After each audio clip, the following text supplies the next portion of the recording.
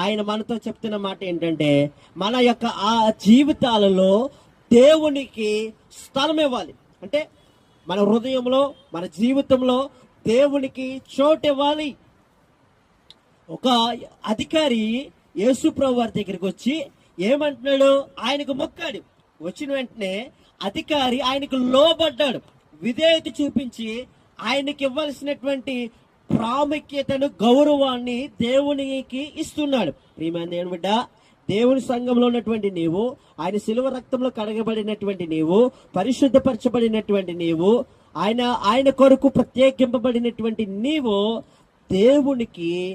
దేవుని యొద్దకు వస్తున్నావు. బాగుంది, బాగోలేదని నేను అంటలేదు, కానీ వస్తున్నావు. వచ్చినటువంటి నీవు ఆయనకు నమస్కరించే అనుభవం నీకుందా? సాగిలపడే అనుభవం నీకుందా? ఎవరికైనా ఉందండి సాగిలపడే అనుభవం?